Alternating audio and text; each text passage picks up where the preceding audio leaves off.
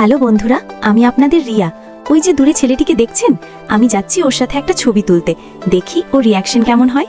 কিন্তু যেই আমি ছেলেটির কাছে ছবি তোলার কথা বলতে গেলাম, ওকে দেখে ঘাবড়ে গিয়ে অন্য কিছু বলে ফেললাম। আপনি কি জানেন ৩ নম্বর রুমটা কোথায়? মাফ করবেন, আমিও এখানে নতুন এসেছি, আমি জানি না। হ্যালো, আমি ৩ নম্বর রুমের। আমার নাম খুশি। হ্যালো, আমার নাম রিয়া। চলো, আমি তোমাকে ৩ নম্বর রুমে নিয়ে যাচ্ছি। আমার সাথে এসো। সমরকে দেখা মাত্রই আমি প্রথম দেখায় ওর প্রেমে পড়ে গিয়েছিলাম। প্লিজ আমাকে ওই চিঠিটা ফেরত দাও। আরে এত প্রেম ভরা চিঠি কার জন্য লিখেছো? রোহন, এটা ঠিক নয়, প্লিজ আমার চিঠি ফেরত দাও। যদি তুমি বলো যে এটা আমার জন্য লিখেছো, তবেই আমি তোমাকে এটা ফেরত দেব। এই চিঠিটা রিয়ার, আর এটা আমি ওর জন্য লিখেছি, তাই তোমার মাঝখানে পড়ার কোনো দরকার নেই। এই নাও রিয়া, এবার সাবধানে রেখো। আরে বা রিয়া, আজ তো হিরো নিজের হিরোইনকে বাঁচিয়ে নিল। খুশি, এমন কিছুই নয়। কি ব্যাপার, ম্যাডাম কি লজ্জা পেলেন? এরপর যখনই ওকে দেখবো, আমি তোমার সাথে ওর একটা ছবি তুলে দেবো। খুশি, তুমিও না, যা তা বলো। লাইব্রেরিতে সমর থাকলে আমি খুশিকে দেখাতাম আর চুপি চুপি সমরের সাথে ছবি তুলে দিতে বলতাম।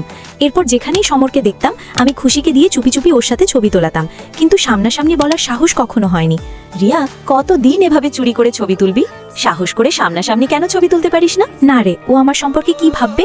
রিয়া, তুইও না। চল ক্লাসে যাই। বাচ্চারা, আজ তোমাদের গ্র্যাজুয়েশন কমপ্লিট হয়ে গেল। তার মানে কাল থেকে আমি আর সমরকে দেখতে পাবো না? আরে রিয়া, কোথায় হারিয়ে গেলি? আমাদের গ্র্যাজুয়েশন কমপ্লিট হলো। তুই কি খুশি নস? খুশি, তুমি কি আমার একটা শেষ ছবি সমরের সাথে তুলে দিতে পারো? কিন্তু এবার সামনাসামনি। তুই কি সমরের সামনে ছবি তোলার কথা বলতে পারবি? হ্যাঁ, আমি চেষ্টা করব। হ্যালো, আরে বা রিয়া, তুমি কি আমার জন্য এই জুসটা এনেছো? না, ওই জুসটা আমার জন্য এনেছে। সমর আমার দিকে এগিয়ে আসে আর বলে, আমার সাথে ছবি তুলতে এসেছিলে না? হ্যাঁ, যখন আমি সামানির সাথে ফটো তুলছিলাম, তখন খুশি বলে উঠলো, আরে রিয়া, সমরের একটু কাছে এসো না। খুশি, এইভাবে ছবি তোলো না।